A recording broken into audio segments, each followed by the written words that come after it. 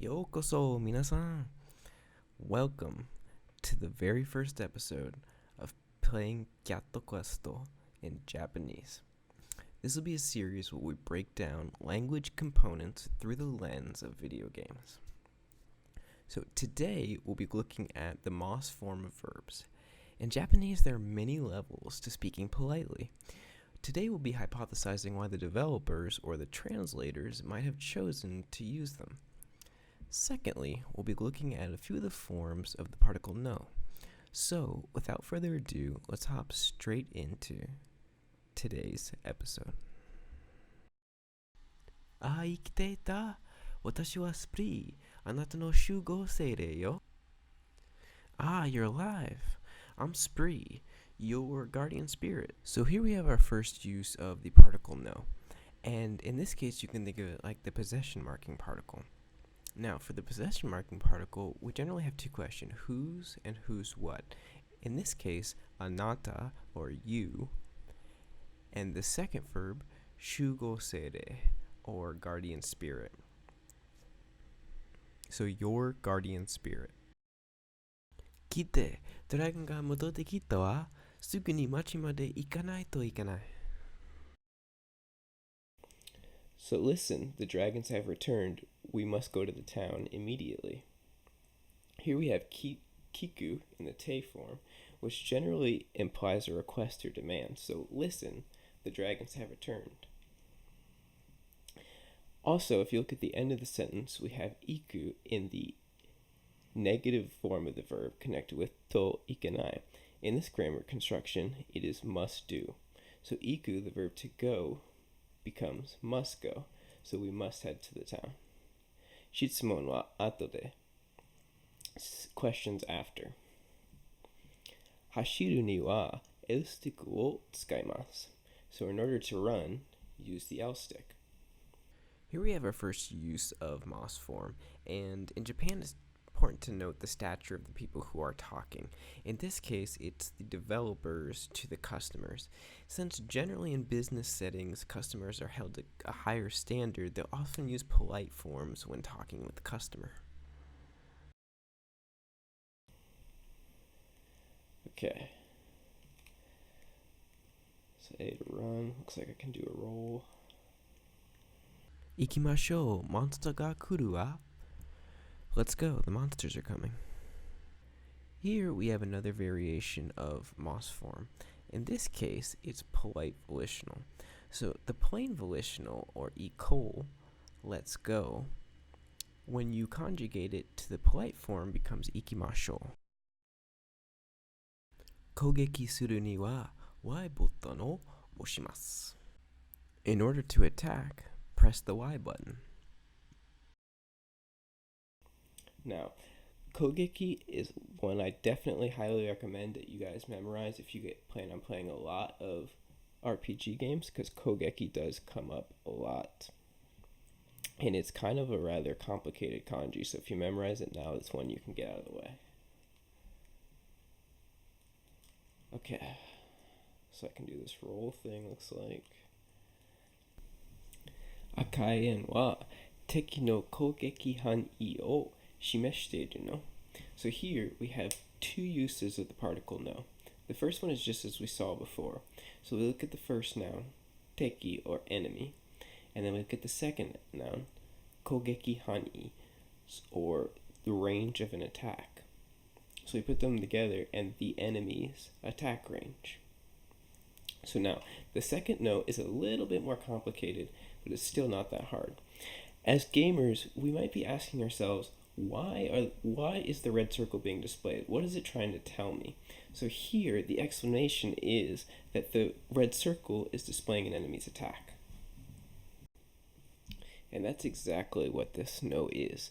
It's kind of an explanatory no. So, korogatte nigeru ni wa kono B button o oshimasu.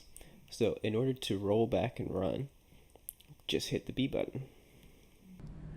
Okay, so let's take a second here to talk about a grammar construction that is cropped up across all of the player instructions. And that is the particle usage ni plus wa. When using these particles together, it roughly translates to in order to. So, in order to X, we need to Y, where X is the game action and Y is the player input. Okay, so we are basically pros and undefeatable at this point.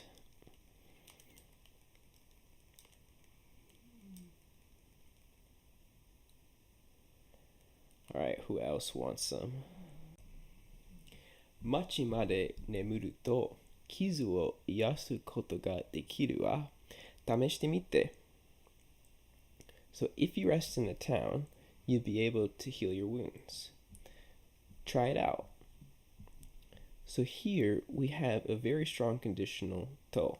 So if we look at the first half, if you sleep in the town, the second half, you can heal your wounds. But since it's a to statement, it must be that way because this is a very strong conditional. So no matter if you take a cat nap or if you sleep your life away, your wounds will be healed. So let's try it out. We're just going to take a cat nap. Game saved. あまり話さないのね。強いけど静かなタイプ。You don't really talk, huh? You're the strong but silent type. Now, up until this point, the sprite might have been pondering to himself why we're not talking. So this is also the explanatory now. Here, the sprite is hypothesizing or explaining to themselves why we might not be speaking. So this note can also be used for inquisition. So if you need an explanation onto what's happening, you can also use this note to inquire further.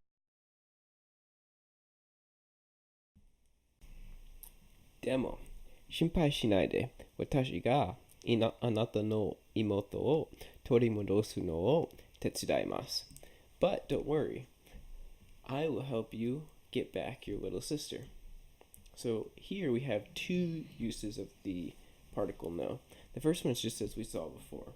So anata no or your, and then the second noun is imoto or little sister, so your little sister. Now the second one is what we like to call a normalizer. So if we look at the last verb tetsudaimasu or to help, in order to find out what we're helping, we need to look at for the object marking particle o. So the object marking particle will tell us what is being helped. So generally with the object marking particle, we are looking for some kind of noun. So in this case, what is being helped is to get back the sister. Now, to get back is actually a verb, so we need to change that to a noun in order for us to be able to use it with this construction. So that is where the normalizer no comes in. Lastly, we have tetsudaimasu or tetsudao in the polite mas form.